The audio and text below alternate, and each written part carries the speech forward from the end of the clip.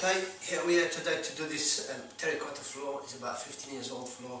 What we're going to do, we're going to clean the whole floor and seal it at the end, so we can see how grubby it is, and we'll see what it's going to look like when we finish this.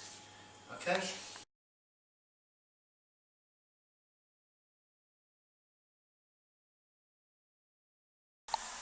Right, we have finished cleaning this floor and sealed the floor with that matte finished seal. As you can see the difference already all over the floor, and that's it really. This floor is ready to go and to use, and this is what you get when you clean this